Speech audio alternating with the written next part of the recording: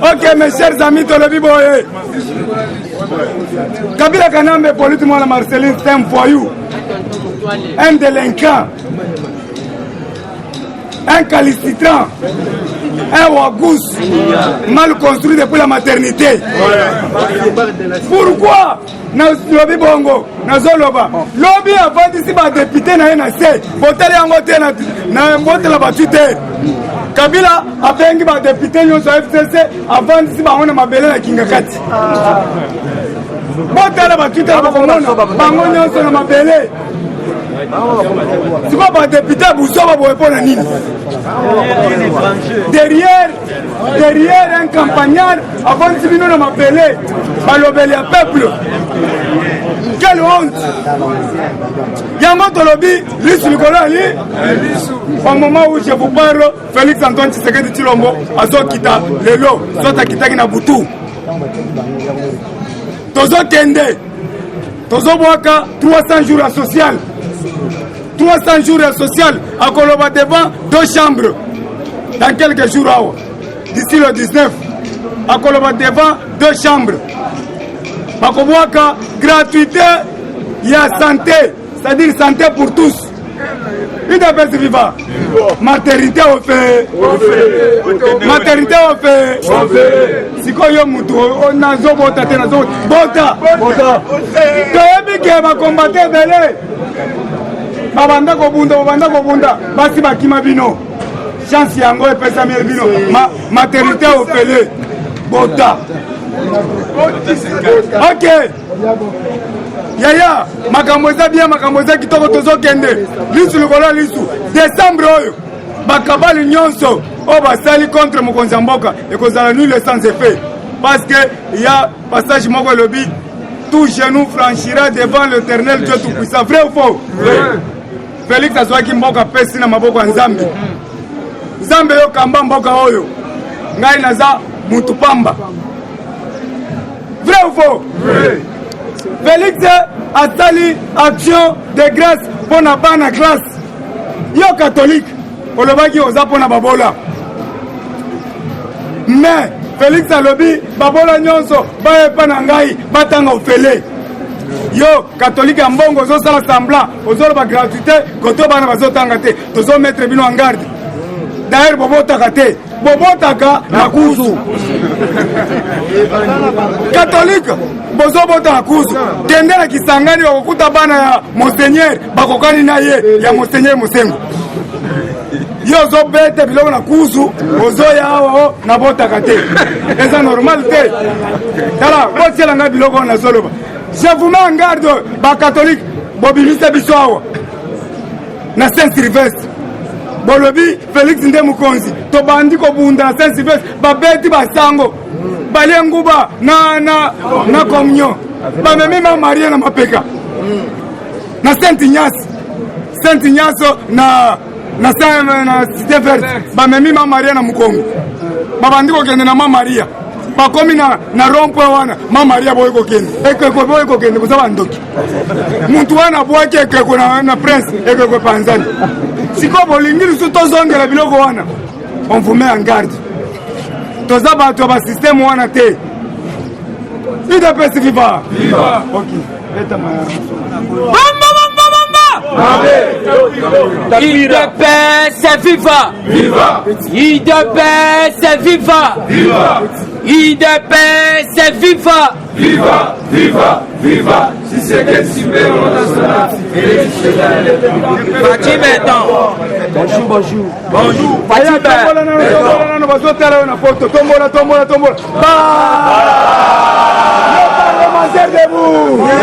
Le parlementaire debout. Le parlementaire debout. Rien que l'UDPS. Rien que l'UDPS. Rien que l'UDPS. Lumbe lumbe. Moitié. Ouais koya. To signer yo mana décembre. nazobanda na information ya liboso ezali ya église catholique. Église catholique bakotisaki réunion en catimini. Siko bakotisi réunion balobi basuspendre makambo ya grève. UDPS c'est viva. Basuspendre makambo ya grève Alors, pesi 15 jours et pas gouvernement congolais pour réduire l'amélioration du salaire des professeurs ou soit enseignants. UDPS viva! Il y a un chef de l'État. Papa Bol excellent président Yokango. Il y a un bateau belé, balingi gratuité. Alors, papa, tout ça, on va combattre belé. Pesi biso ba carte to kota kande na ba école to fiara to zaka ba information ezo pesa biso makasi logo na président Eric monte akebengi ba soda po ayebi kende na zabo na za mobimba alors biso pe place tout to yo ka ke école yo bazo benga na bana ceci c'est là alors okozala na posa na bolingo ya ko manifester mais ozota là-bas eloko document exact alors papa kanisela biso tolo ba misala ba compagnie te biso ataka ka ba kombo tolandela ka ata gratuité oyo tolandela kaka gratuité oyo zo mona papa baze belé kaka boboto te baze belé alors papa fatala likambo UDPS viva alors toleki wana na lombangu il faut oyeba ke ndenge tozabo na kati ya Berlin Fati atiki caché na kati ya Berlin nazo yebisa yo papa Angela Merkel a ordonné à l'hymne national du Congo na kati Allemagne. UDPS viva. Petit hymne national, Batali Fatinenge, a telemi bona moka na bango, Papa Tika. Nazo ebiso tozana président, ba mindele nyo surtout bazo banga Fati. Pour des compagnies à minene o ezalaka na Europe, ezalaka en Allemagne. Fati siko a joué diplomatie à convaincre bango nyo surtout na salle baza ebele pongonga eza muke ba orate baza ebele diko boss baza ebele ba Kwicher PDG société qui fabrique les voitures BMW Fatia convaincre atuni Fati mutuna convaincre monsieur Oyo Zeche Jeter mokonzi ya Mercedes Fatia convaincre Superstar le PDG à automobile audit monsieur Olivier Boulnou PDG approche MR, Monsieur Walker Wang, Monsieur Christian Sewing, PDG de Deutsche Bank, Monsieur Volkamer, Diner, PDG de Film Bosch. Donc à Koutanina, c'est plus de millions. Afin d'Akina Bango, Bango va se tourner à Mituna. Yangano Moni Fati a plus loin à ABC Bango, souci Nanga et Zali. Na monande Allemagne na katiako UDPS viva et puis Fatia qui est plus loin à lobby na kotika la tête kotika va essayer de place tel intérêt ça UDPS viva Fatia lobby j'ai une politique d'ouverture du monde donc na minute yo azobeta kotoyo azobeta pe kotoyo na kati Allemagne et pesi bulu yeki ba investisseur ba comment elle la Fatia bango ba yeba ki ke mboka za insécurité Fatia atali ebisi bango wana eza ba simple individu eza ba demo moko baza na kati ya mboka UDPS viva alors cela n'empêche pas que bino boya sala makambo na bino na kati ya Congo yango wana moni Angela Merkel diplomatie o babeti na Fati azlobi azosenga kutu na gouvernement congolais a dépêché ba membre bakende déjà na Allemagne ba meka kosolo siko pour la makambo tali et relations bilatérales UDPS viva ces deux respections avec honneur suivi des échanges au niveau des délégations militaires vient une délégation ministérielle vient couronner un séjour de 48 heures porteur de beaucoup d'espoir pour la RDC enquête de patriotes fiables les différentes récentes à Bundesliga à la présidence chez la chancelière allemande si besoin n'est que le Congo de Félix inspire respect et considération. Les mois qui suivent, une équipe gouvernementale congolaise devrait se rendre à Berlin pour faire un état des lieux de relations bilatérales. UDPS viva! Si on a un bango batunier, pour Fati, il fallait alonga lobby, alonga qui n'a pas soif. Président, il a une vraie information. Habite Toraza déjà, bah sur la bise précité. Si on a minute, bango babando luka déjà, Fati abeta na bango diplomatie, bah mususu baya. De Angela Merkel à l'obité, yé akende a préparé équipe, a tindi siko équipe kuna, ba kesta la siko état de lieu. Siko na TV5 à l'obini. pour la likambo Kabila ceci c'est quoi batuni mais toujours yo prédécesseur non Kabila boy ceci c'est là qu'est-ce qui empêche boy Fatia lobby je reste optimiste quant à notre avenir de notre coalition. Les subversions sont inhérents à toute organisation. ITPS viva. Fatia yebi à quel plus loin. Voilà ce qu'on a parlé l'air à petit bango diplomatie à tikeli bango eloko bango bayeba quitter. Alors il n'y a pas de dualisme du pouvoir en RDC. Et mon prédécesseur ne me gêne en rien. Le Congo est inscrit dans le cycle de l'alternance. ITPS viva. Fatia yebi. Et là, on va Kabila Mikolo va découvrir que Mbongo Zawana et puis va affaiblir. On a une information si réelle qui n'a pas déjà affaibli. Il te pèse vivre.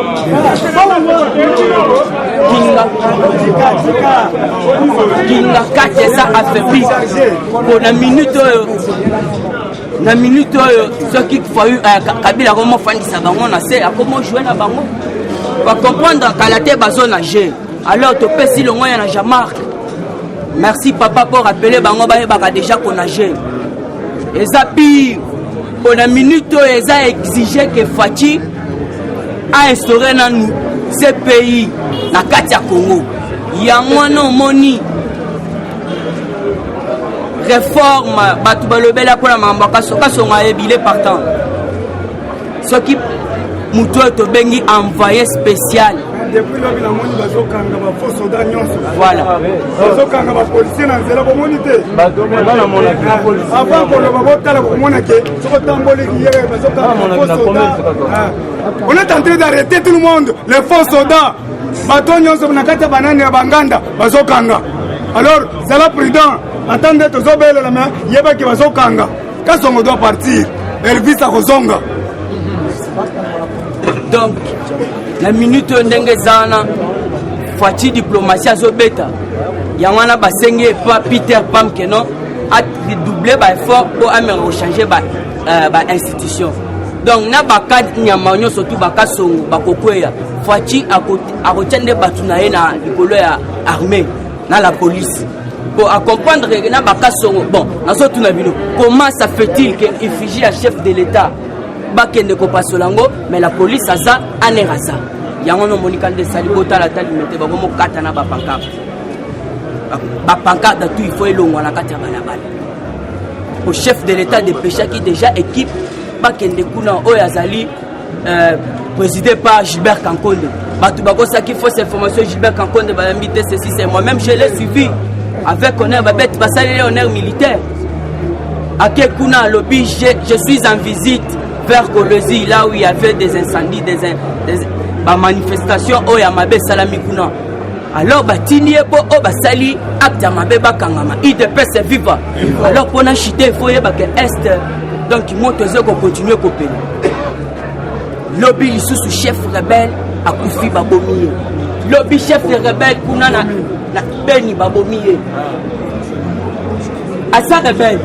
Bakutanina kuna baebisibino que bazo sala offense c'est-à-dire bazo kende dit aux extrémités ya mboka na biso donc ba comment contrôler nani akokota na RDC na kobima na RDC siko bango bazo ko avancer bazo kuta bino ba tout na ba bombe bani donc il faut pas se couvrir bino ba ko découvrir que ya chef de rebelle pour nini ba o bazala ki na ye ba kimi ya tellement que kazala ki wana en tant que chef la tchakite siko FARDC na minute na zo ebisa bino jour wana apesi Fatia Binisimbo apesi porte-parole ya armée alo biso mbongo pesa message partout oya yebi maima ya fandaka awa pesa mbongo ala kisayo baka tala ket Fatia comment ça na mbongo il de pesa vivre alors chef a maima wana babomi lobby pourquoi ye azali chef nene pe ya rebelle azas ougandais. Donc il y a une minute armée na biso eza makasi eza solide po nazalaki nango lelo yango. Merci beaucoup, merci. Eshima, votre magazine qui bat au rythme de l'actualité. Une réponse à vos besoins en information, un éclairage dans divers domaines. Impartial, documenté, instructif. Eshima au cœur de l'info. Retrouvez la nouvelle édition Exclusivité. Sakombi Molendo, le réformiste qui vient stopper l'hémorragie, suspension des fonctionnaires peu intègre, numérisation des titres fonciers et climat de confiance avec les collaborateurs, le nouveau gestionnaire des terres congolaises fixe les nouvelles règles de jeu. Focus, Lambert Mindi, Omalanga, le souverainisme comme un dogme. Redressement délaissé, Tomaluaka Losenjola, l'homme de la situation. Dossier Eshima, fini les vacances, vive les rentrées. De la politique au judiciaire, en passant par les scolaires, les derniers trimestres de l'année 2019 en RDC est décoiffant. Économie, BCC, un cadre des rétrocommissions et détournements à passer au peine fin. Découverte, Claude Ibalanki et Colomba, les coordonnateurs du MNS au centre de l'action de Félix Tshisekedi dans le Grand Lac. Les dialogues et pourparlers en RDC qu'en tire le peuple. Tubaou, la clé de la mythologie kassaïenne. Retrouvez l'intégralité du magazine Eshima dans les kiosques. Eshima Magazine, un nouveau standard d'information.